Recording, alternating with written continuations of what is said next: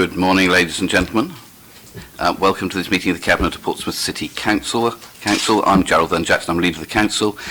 Just in terms of housekeeping rules, there's no fire alarm expected today. If the fire alarm does go, the normal place to meet would be on the ice rink. But there are charges for being on it. So we need to be round the corner on the right by King Henry Street down towards the university if the fire alarm goes. Colleagues, there's also, we're being live streamed and we'll go around and introduce ourselves in a moment. If there are members of the public who don't want to be identified, just sit with your back to that, to it. I think, Jerry, you're the only member of the public who wants to speak. Are you happy to be? You're happy, lovely. Finally, we do have a lady here from the news with a camera. I think those of us who are councillors are fair game, but if members of the public don't want to be photographed, Jerry, while you're speaking, you need to wave at the photographer and she will make sure that you're not photographed. Okay. Thanks very much indeed for everybody coming. If we quickly do a round of introductions, David, do you want to start? So you say. David Williams, Chief Executive. Chris Ward, Director of Finance. Joanne Wildsmith, Democratic Services. Councillor Steve Pitt, Deputy Leader of the Council, Cabinet Member for Culture, Leisure and Sport. Gerald Jackson, Leader of the Council. Jeanette Smith, Cabinet Member for Resources. Dave Ashmore, Cabinet Member for Environment and Community Safety. Rob Woods, Cabinet Member for Children and Families. Susie Horton, Cabinet Member for Education. Darren Sanders, Cabinet Member for Housing. Lynn Stagg, Cabinet Member for Traffic and Transportation. Hugh, do you want to say who you are? I'm Hugh Mason. Well, you need to turn your microphone on, otherwise you don't exist. Well, I've often thought about that. Non-existence is one of those things one thinks about at my age. Hugh Mason, Councillor St Jude Ward. Ian Lyon, Councillor Nelson Ward. Donna Jones, Conservative Group Leader. Judith Smythe, Councillor for St Jude Ward. Thank you. And Jerry, we're going to do deputations. Are you going to come and join us or at the table? I will. Lovely. You want to call me when you want. Okay. And we have apologies for absence from Ben Dowling, and we have a late Mr. Winnington. No declarations of interest. Okay. Lee. So apart from Matthew, does anybody have any declarations of interest? No. Excellent. Okay. Colleagues, we're here because the previous decision in terms of Victory Energy made by Cabinet was called in. If you turn to page 8, the bottom paragraph. Sorry. Hold it. Just, Joe will get to it, but only in the correct order. So, if I start again, Joe. So we're here because the previous decision taken in September, looking at Victory Energy, was called in, and it was called in. It was called for the August meeting, and we looked at this in September, and it was the call-in was invoked by Councillor Jones, Stubbs, Bosher, Smythe, and Fielding on the basis they believe the decision may have been taken based on inaccurate, incorrect, or inadequate information. I said I was happy for us to look at this again, and asked if we were very happy to receive new information, to look at this again to see if that added to this. So that's why we are here today. We'll shortly be joined by Mr. Lawther, our city solicitor. So the reason it is we got to item 3 on the agenda of the forward plan omission is that it was a call-in and therefore not on the forward plan. Colleagues, are you happy that we should be looking at this even though it wasn't on the formal plan? Thank you. Joe, are you happy? Excellent. Okay, so item 4 then is to go back and look at this item. We have 4 deputations, which we'll run through now. 5, beg your pardon. 5 deputations which we'll go through now. So, Jerry, as a member of the public, would you like to come and join us? I think probably you can sit next to, near Hugh.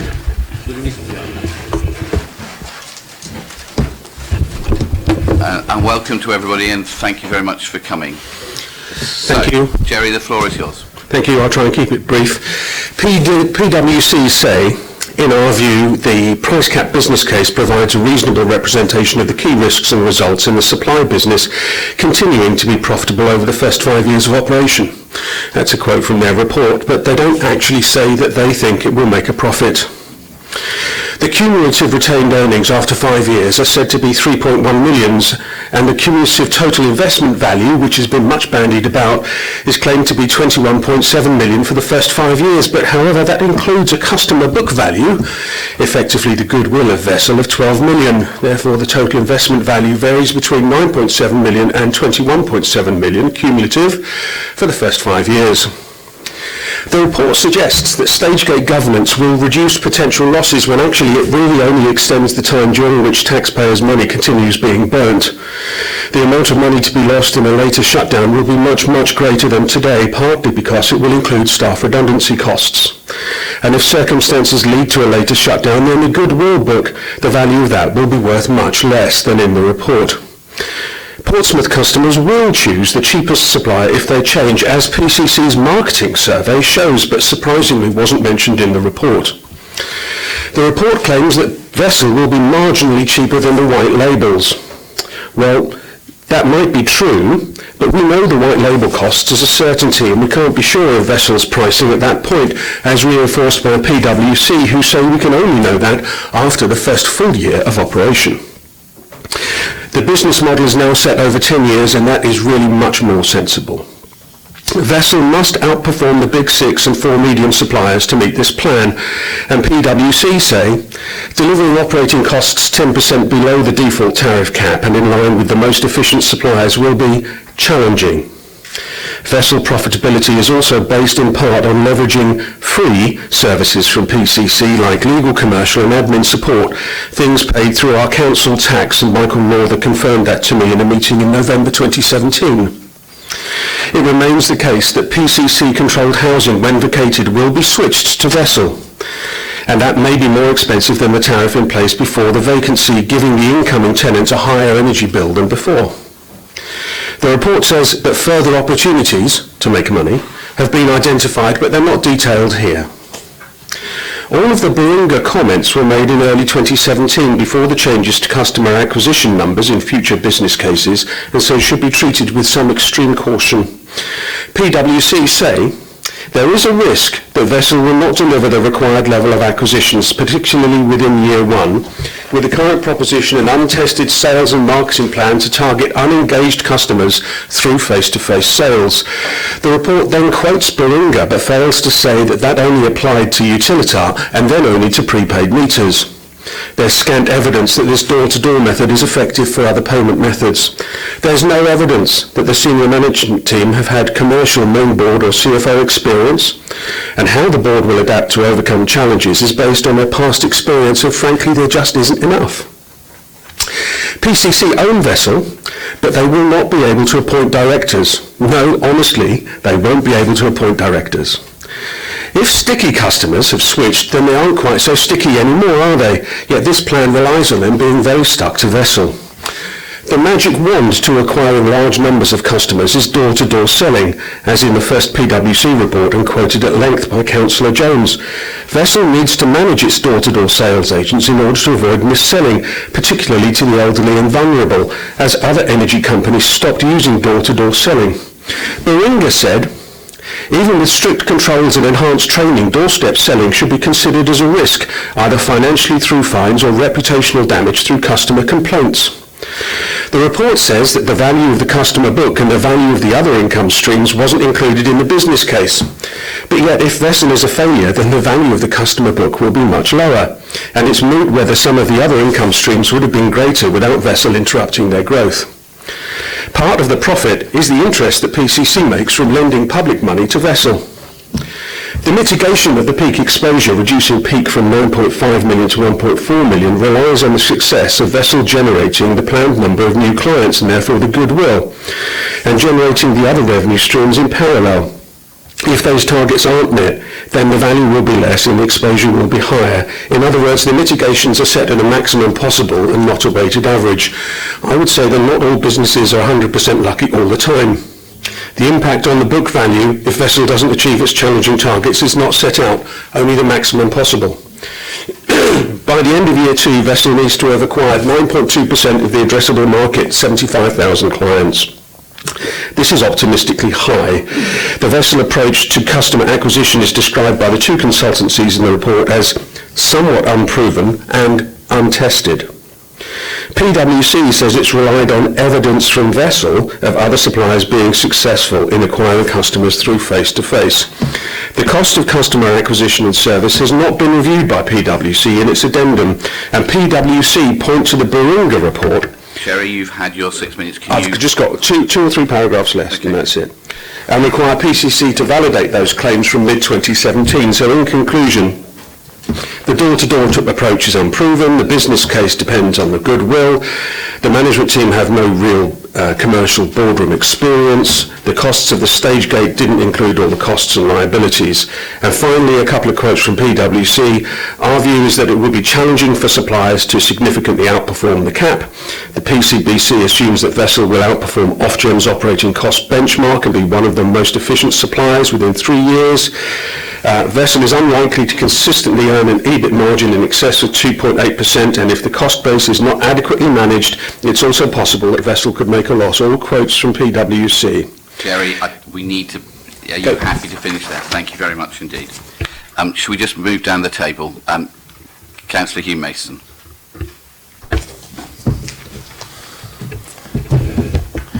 Leader members, today you are being asked to reconsider your decision of the 11th of August on the grounds that you based it on inaccurate, incorrect or inadequate information.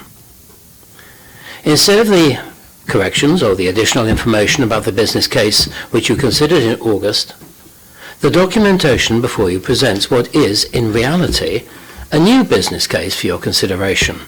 Certainly it is a new iteration of the business case. This certainly implies that the material presented to you on the 11th of August was either defective in some respect or incapable of implementation, and consequently that either by luck or by judgment you then came to the correct decision. If, however, you decide to consider this new business case today, you need to do so in the light of the fact that 10 small energy supply companies have ceased trading this year. This is a highly competitive and highly risky market, and the opportunities which are presented to you need to be balanced against the very obvious risks if VESL is to compete with the major suppliers. There are two considerations which I think are paramount. The first consideration must be whether the sales and marketing strategy, which has been described as unproven, untested, and challenging, is actually capable of delivering the numbers of customers envisaged.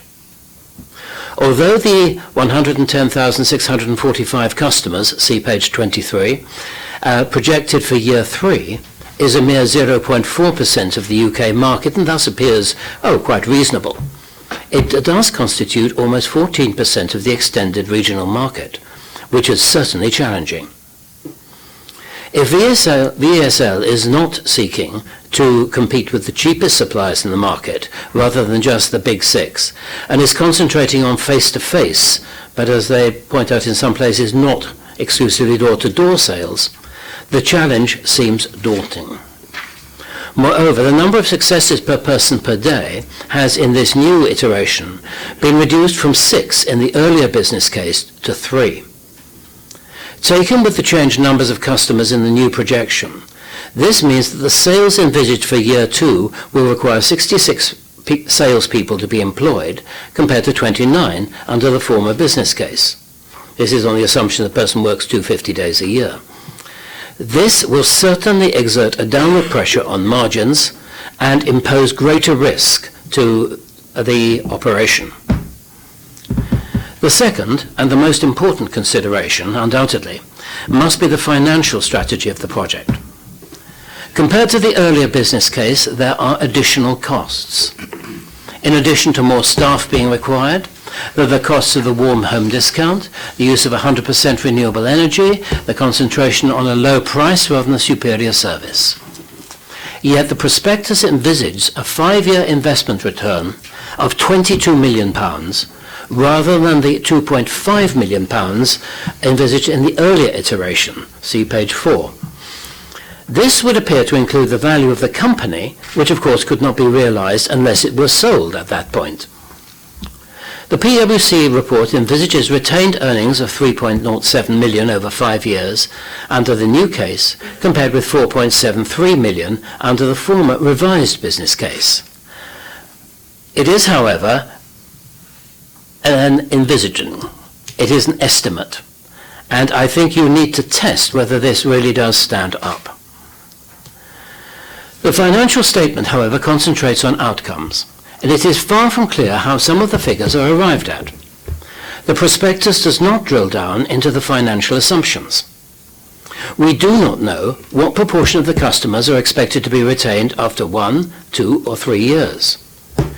If the strategy is to target people who have not previously switched supplier, it is reasonable to assume that some will get the bug and choose to do so again. We do not know what assumptions have been made about the forward purchase of energy, or about the markup which the company would intend to make under different circumstances. We do not know what the assumed costs of the overheads are, or what is the predicted salary structure. More importantly, we do not know what mitigation measures have been incorporated to deal with financial uncertainty. The future of the energy market is very uncertain, and the risks both in sales and financial models are sufficiently great that the Cabinet needs more detailed information, I would suggest, if it is to make a safe decision one way or the other. To proceed without this more detailed information is certainly a risky strategy. You have risks, Chairman, whichever way you progress. Thank you. Thank you, Councillor Mason. Let's move down the line. Councillor Lyons, welcome. Thank you, Chair, and thank you, members, for taking the time to read and consider the updated and more comprehensive reports in front of you. I wasn't involved in Vessel before August, and I have nothing to gain personally from trying to persuade the Cabinet to change its mind. Quite the opposite, in fact. In the limited time that I have to speak, I won't dwell on the financial reasons for proceeding with Vessel, or even on the social benefits that our ownership of an energy services company could bring. This was covered in some depth by my submissions in full council. Rather, let's discuss the political risks for the new administration of taking the decision either to proceed or to cease the council's relationship with Vessel. What happens if we proceed with Vessel? Well, there are some variables, but really only 2 overall outcomes. Vessel succeeds or it fails. If it succeeds, it will have been an inspired, carefully considered, if marginal decision that sought to minimise risk while focusing on the rewards for Portsmouth of an annual income to supplement the council's service provision. It shall have been conceived by a Tory administration with the Lib Dems acting as midwives, and I suspect claiming much of the credit, understandably. But what if, having invested in the business, Vessel fails against all current and foreseeable expectations? Well, again, Chair, the full council has provided your administration with a get-out-of-jail-free card, since, based on less compelling evidence than members now have before them, the Conservatives and Labour effectively agreed to the scheme by voting in favour of the notice of motion tabled by Councillor Smythe and me in September. We really are all in it together, and it would be difficult and disingenuous for your opposition parties to argue otherwise. So by my reckoning, if the administration votes to go with Vessel today, it has nothing to lose politically and everything to gain. But what are the political risks of not proceeding with Vessel? On the surface, The answer might appear to be not many, but I beg to differ. There would be the consequential loss of reputation as well as treasure through winding vessel down or from selling it as a fully formed concept for, say, half of any actual costs, without even taking into account those expenses mystically formulated for officer time. But what happens, for example, if the Lib Dems choose to white label another supplier for peanuts in comparison?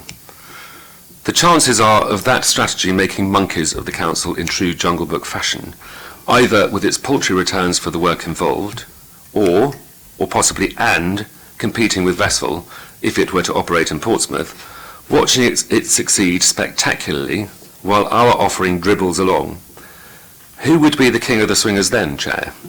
And who in those circumstances would be wanting to be like you and to walk like you, talk like you too?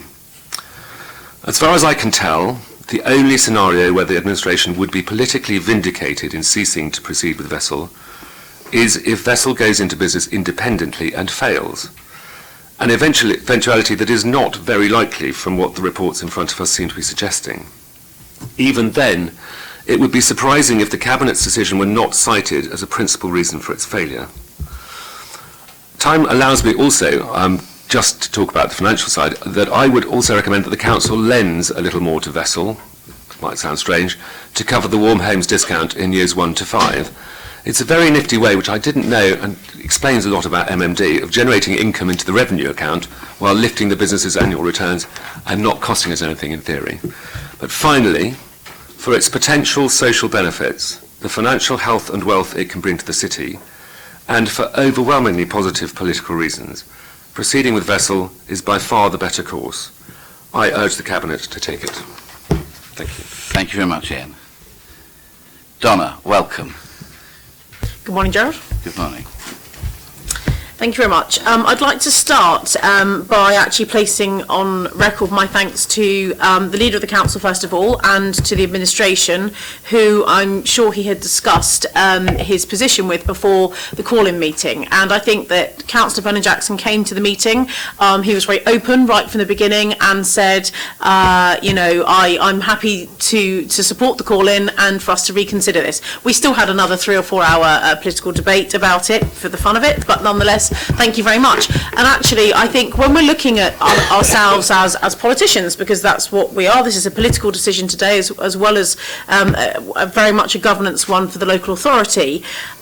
What sets aside a good politician and an excellent politician? And I think it's a politician who is prepared to listen and one who knows that their position may have to change occasionally. And you never know, maybe some of our national politicians may adopt the same approach at some point, we hope. But anyway, moving on.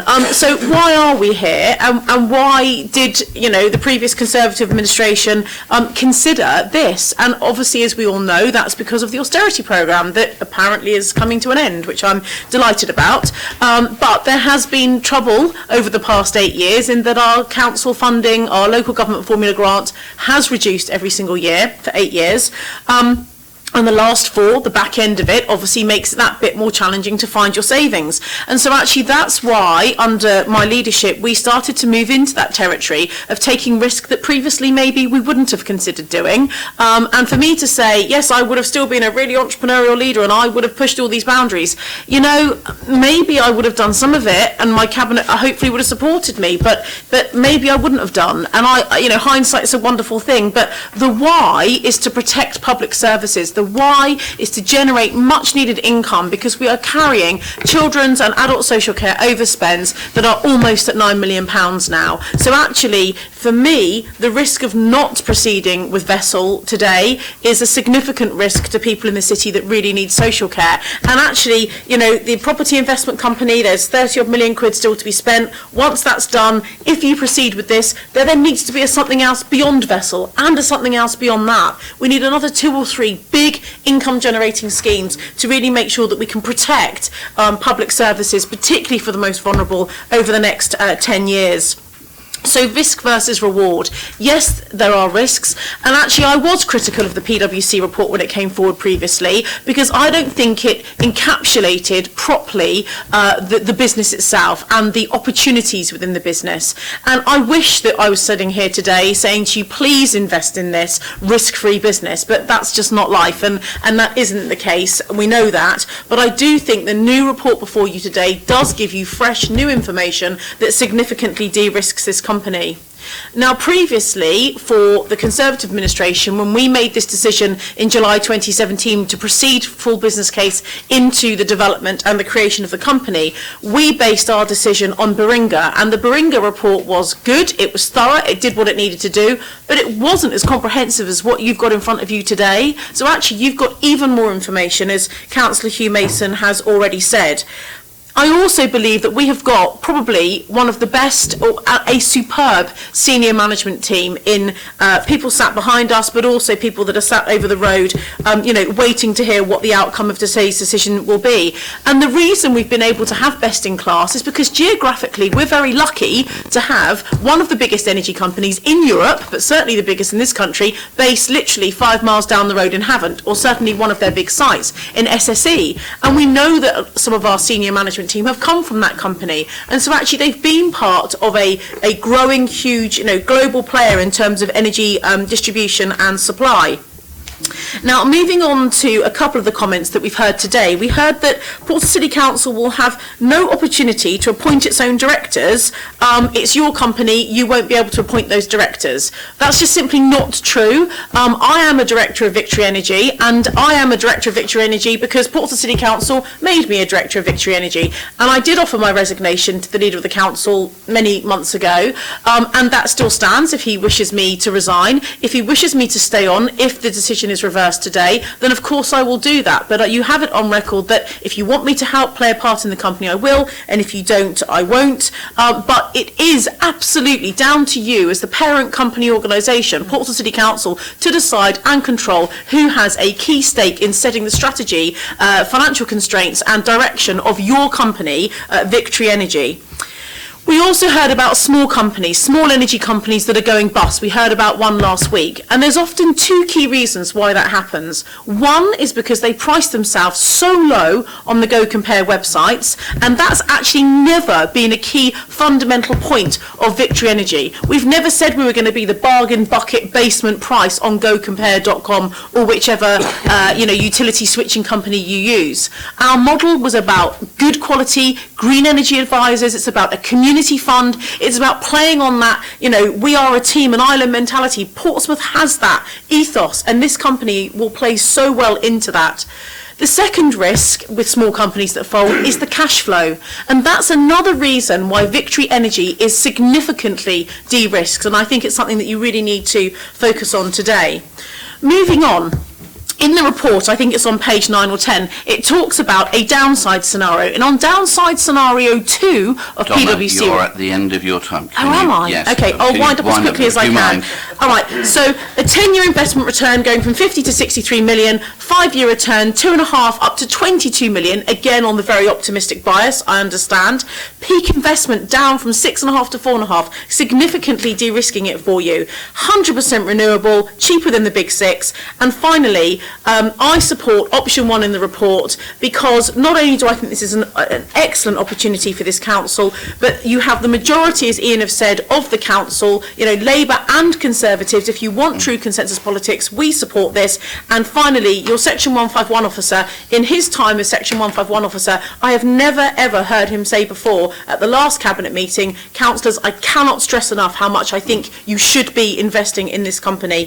Thank you very much for listening and for your reconsideration. Thank you, Donna. Judith, welcome. Thank you for allowing us to speak.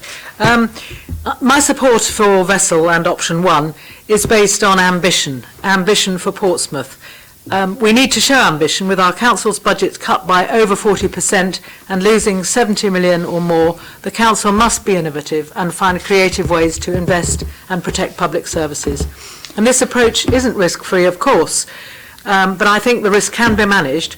and as many innovative councils across the country are doing so. And of course, ambition is linked to confidence.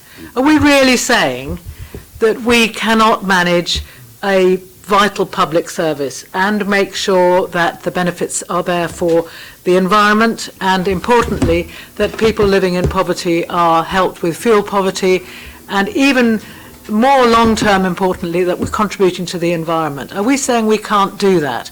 I think the key thing is to select the right board, to be wholeheartedly behind it, to be wholeheartedly ambitious with the public about doing something that's a truly Portsmouth contribution to bringing energy distribution back into decent public management. And I think we should be more confident and more ambitious about that, because we can do things that a purely commercial company can't do. And if we take the reassurance, which I think is considerably greater in this report from our consultants, to heart. I mean, it's not risk-free, but I think with confidence, goodwill, and being wholehearted about it and marketing it as a locally owned, locally led, locally win-win-win offer for people of Portsmouth, we need to move forward.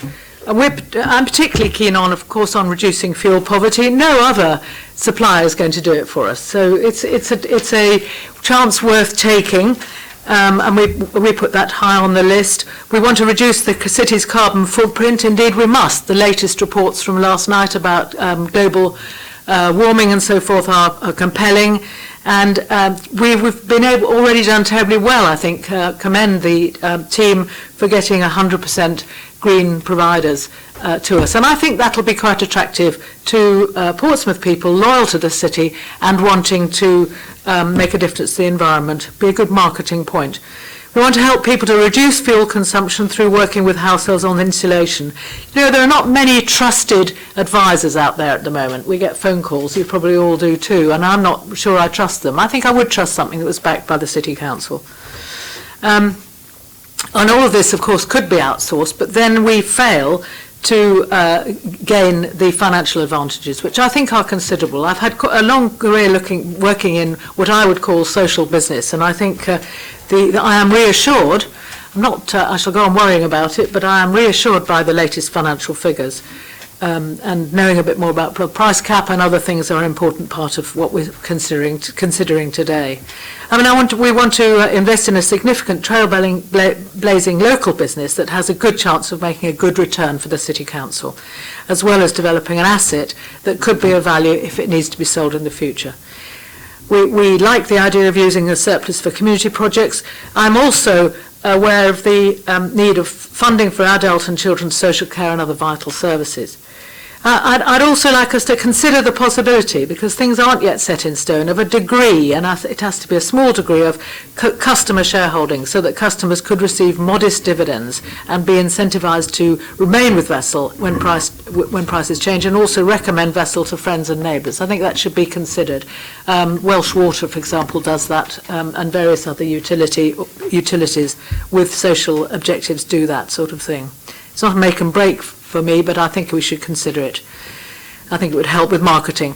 And of course we want the company to develop policies to encourage local labour, decent jobs at a living wage, and more and effective apprenticeships. And again, I think those can be done within the parameters of the business plan. It needs to be seen as a decent company, well run, and aiming to make wins on all three fronts, as it were. And of course, Vessel needs experts to develop the business, and they won't be cheap to employ. And we need to obviously reduce the number of people in the company employed as contractors more expensively, and move people onto proper employment contracts as soon as the current uncertainties are over. It is a risk, but I think the risks on balance are worth taking. And the various consultant reports which I've read are, I think, on the whole reassuring. If we close Vessel now also, we will for sure lose 1.7 billion or more of money, and I think that we should avoid that.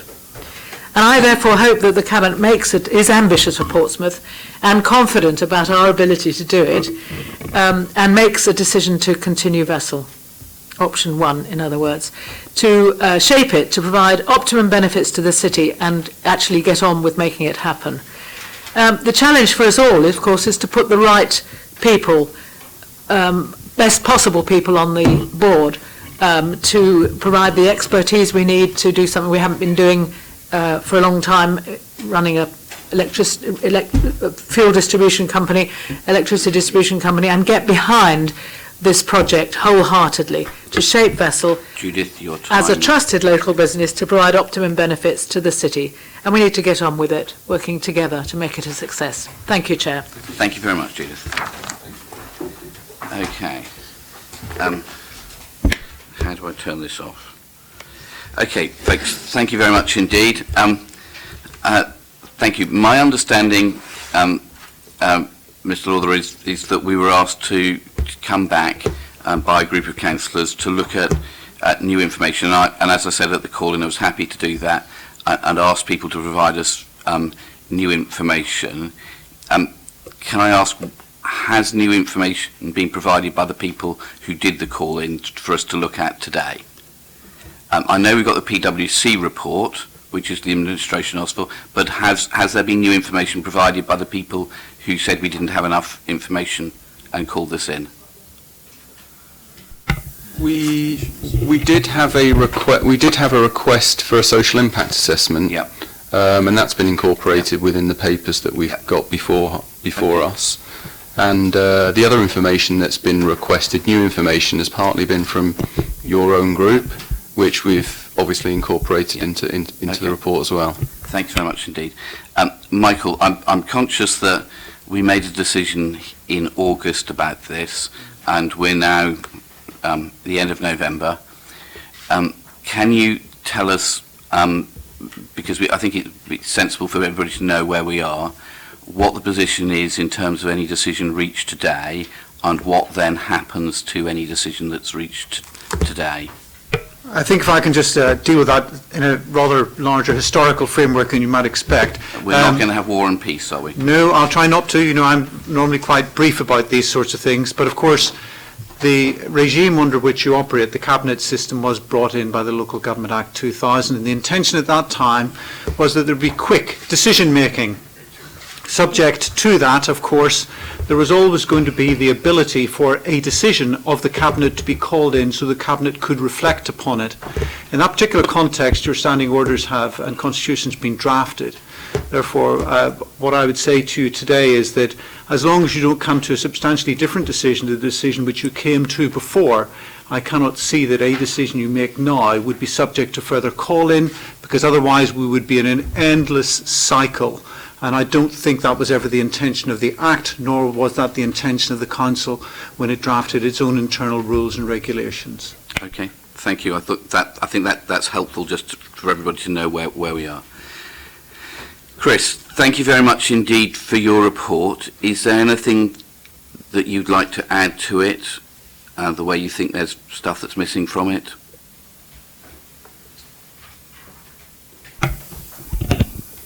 Just if I can have the opportunity to briefly introduce the report, that would be helpful. And also reflect a little on what's been said in a couple of deputations. I think importantly, you know that you've had two independent reviews, and they were different. They were slightly different in their nature. So the first independent review from Beringa was looking at the overall viability and commerciality of the proposition, but it had also had a focus on the operating model itself. So it was a quite in-depth review. Admittedly, that's now November 2017, but it did incorporate 8 different scenarios, so it was looking ahead to what the environment might be, and that also included a price cap environment. The second independent expert review you've had was from PricewaterhouseCoopers, and as you know, that's been a risk-based review, so it's looked at the key risks that would be presented with the current business case as it was put to you. Both of those independent reviews have presented a positive business case for investment. But what they have said, and what you would get with any report, and what you would naturally have to consider anyway, is that there are risks, and those risks need to be managed. I think importantly, the last independent review that you've had from PwC took into account all of the risks that have widely been discussed this morning, because it was based on PwC's downside scenario of the last report. So what you have before you today in terms of all of the numbers that are presented is the downside scenario with all of those assumptions and all of those risks priced in. So for example, the report itself has been, the financial model itself has been developed as if it wasn't a face-to-face model, because it's almost been developed as if it was a more traditional model, because that's how the costs have been priced into the model. All of the assumptions are available, and they are very, very detailed, so many of the questions that Councillor Mason had are all embedded within the assumptions that have also been reviewed by PwC and effectively have been priced into the financial model that's been put before you. On the basis of all of those risks that are priced in, it was commented in one of the deputations, and it's highlighted in the report that PwC suggests that, in our view, the PCBC provides a reasonable representation of the key risks and results in the supply business continuing to be profitable over the first 5 years of operation. Leader, you asked earlier on about new information. There's a substantial volume of new information in this report. Some of that information is updated, and some of that information is brand new. So, in terms of the updated information, we now know what the price cap looks like. There were some quite apparently now pessimistic assumptions built into the previous report around the price cap, and the implications of the price cap as well. And you will have seen from the report, and it is presented in terms of investment return, because with any investment you have your income streams as well as the capital value of the investment, which can be sold. And the way that the customer book is presented, it's presented on the basis that you can sell a customer because it avoids a cost of an alternative supplier incurring those costs, and therefore they will pay that amount for that customer.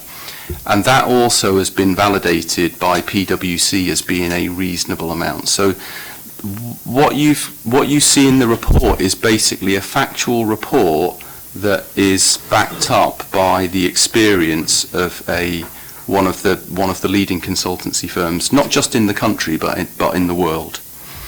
So you will see in the report the 10-year investment return 63 million, 5-year investment return 22 million, and there's a peak investment or risk exposure of £4.5 million.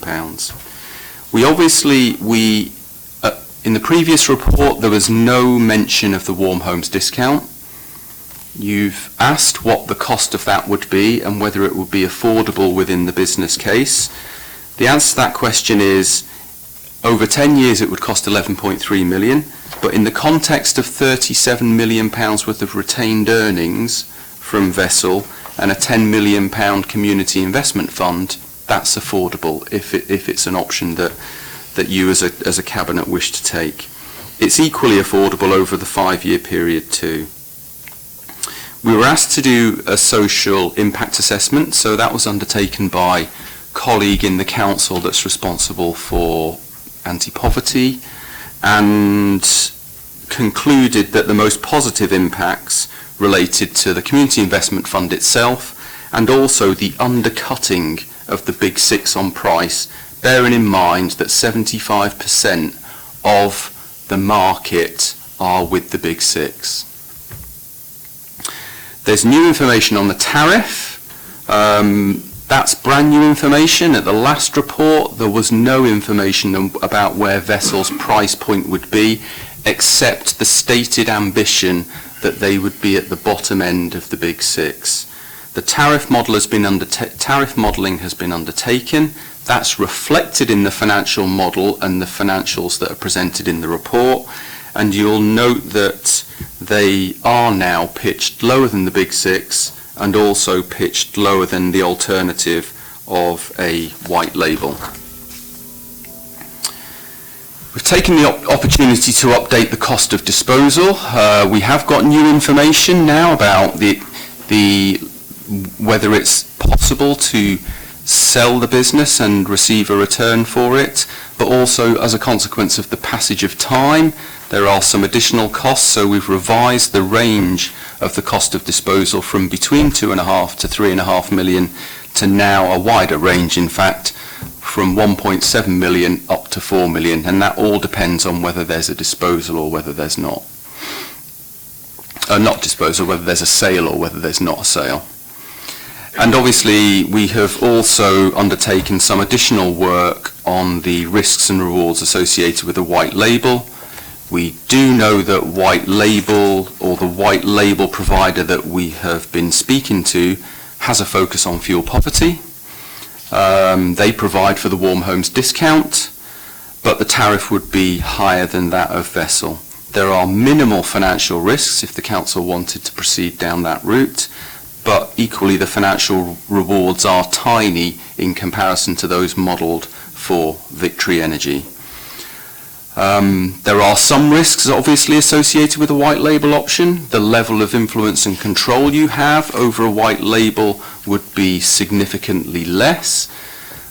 Victory Energy is your company. You have influence and control over governance, policy, ethics, etc. You wouldn't have the same over a white label alternative.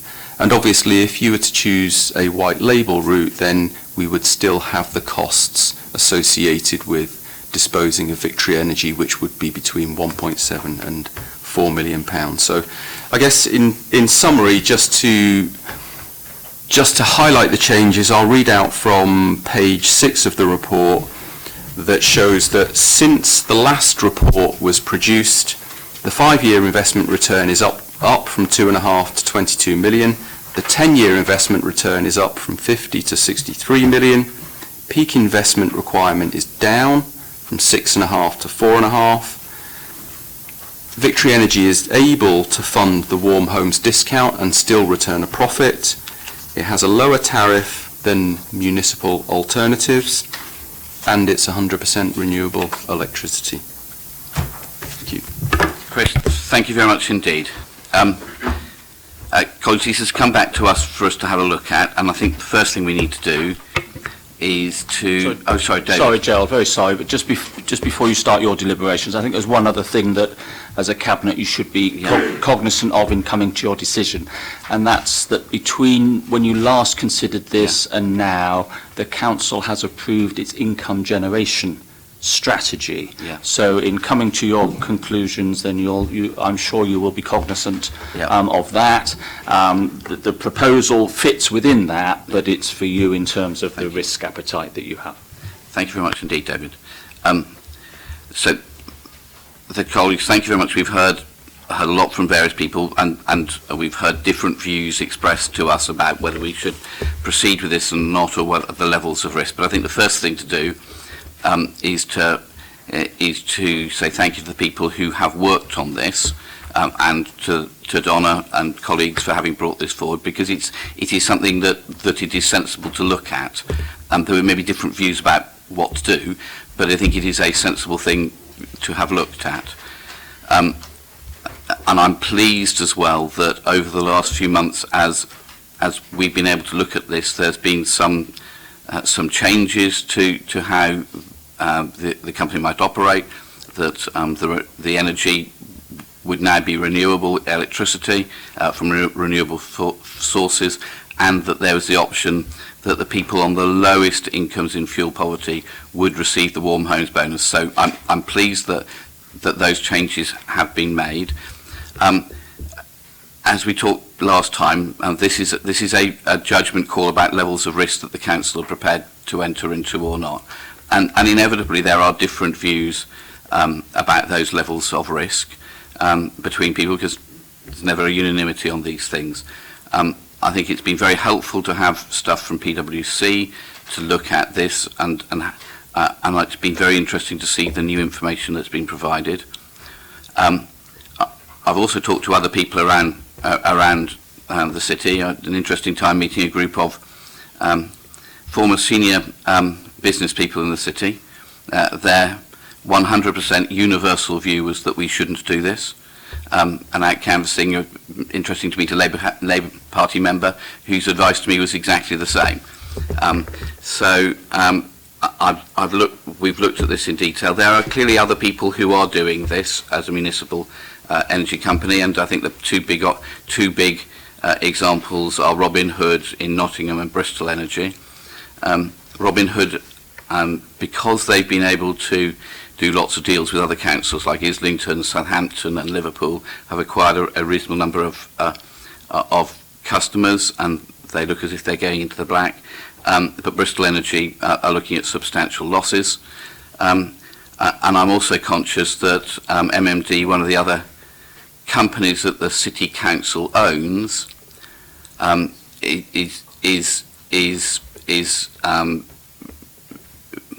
is having financially quite a difficult time, and the council's had to subsidise that.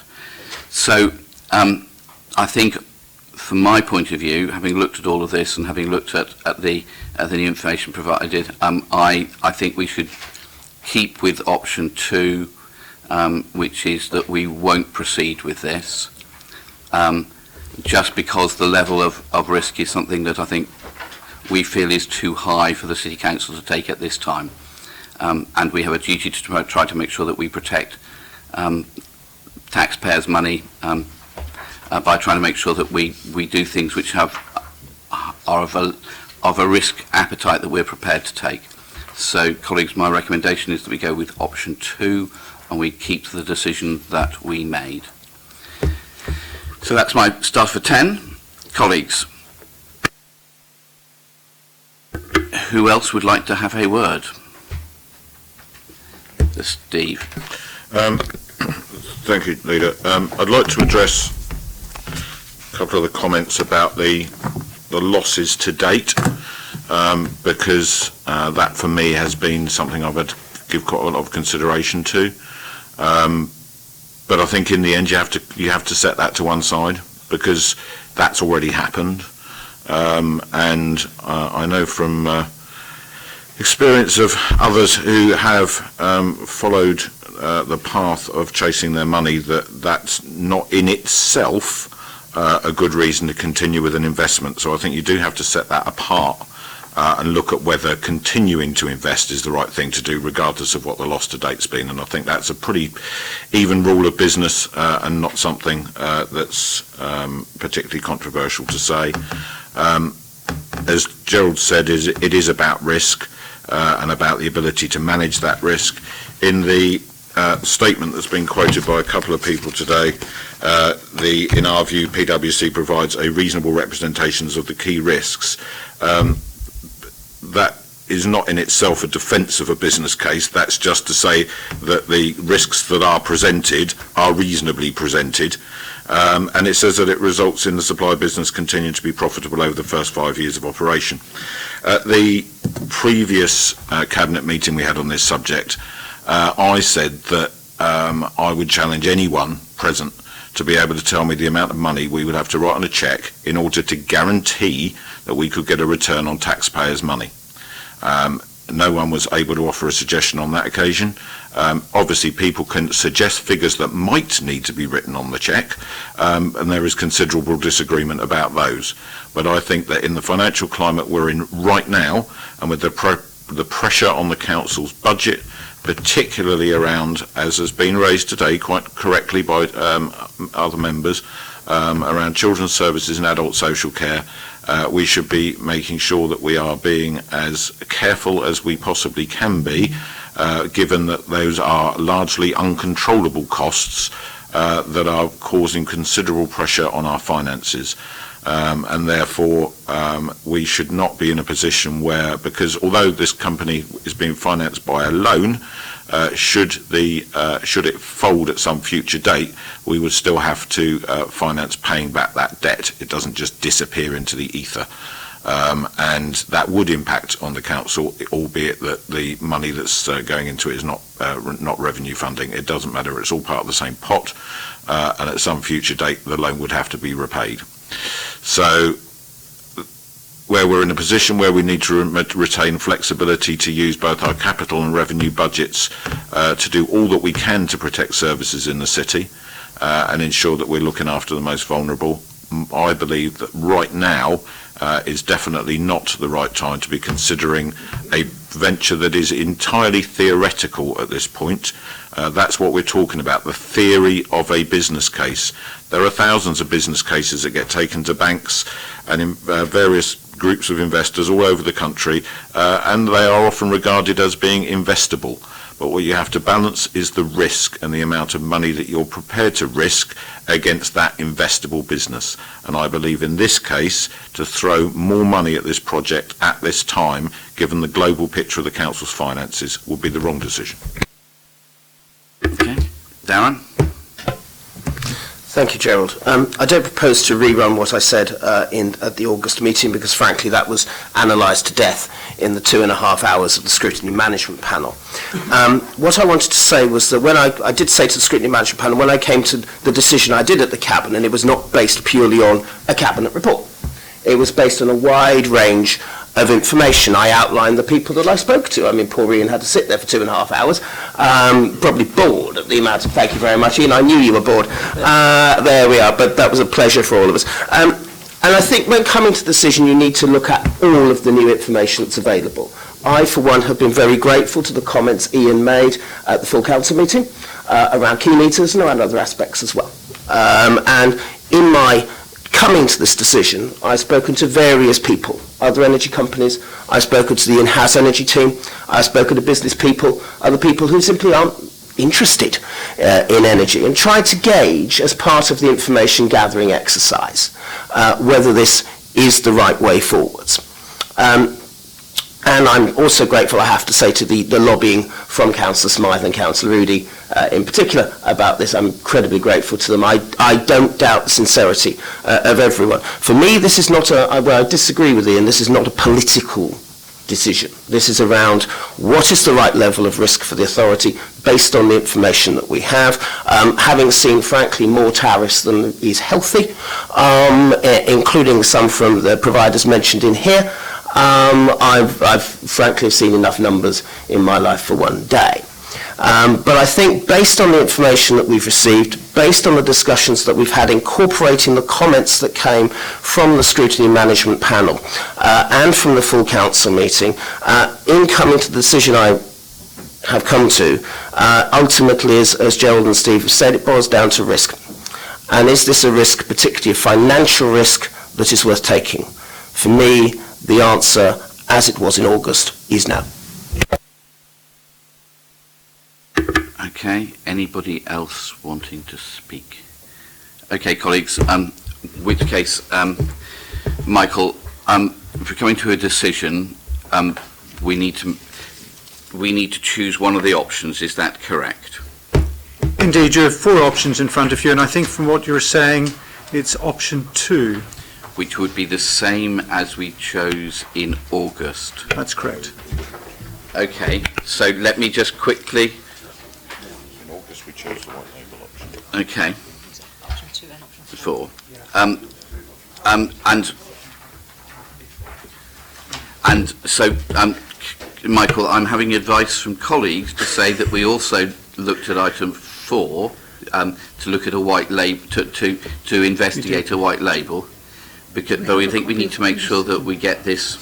Yeah, we will. We'll just get a copy of the previous decision and then we can make sure that... Well, we need to do that now, don't we? We're going to do that right now. Jenny, not Jenny.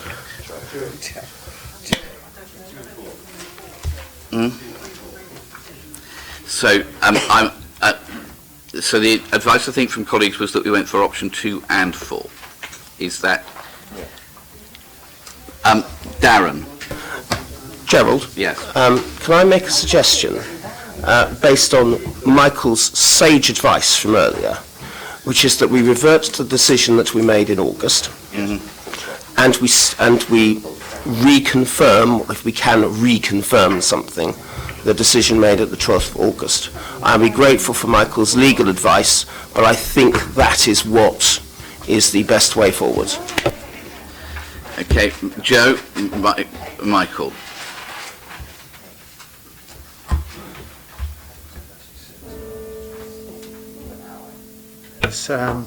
You decided in August, option 4, based on the options in front of you then, should proceed to seek to enter into a white label agreement with the existing fully licensed supplier, which I think is akin to option 4 in this document.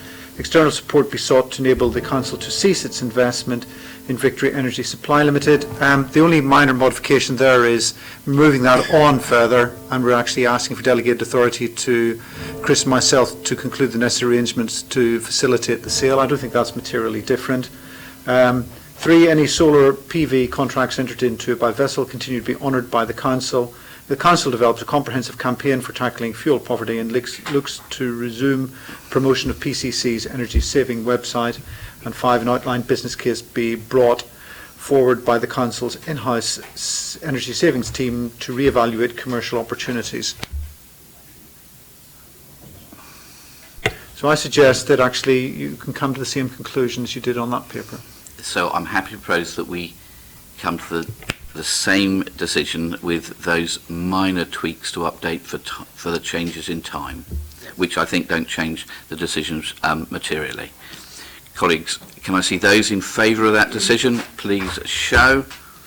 And those against? Thank you very much indeed. That concludes the meeting. Thank you.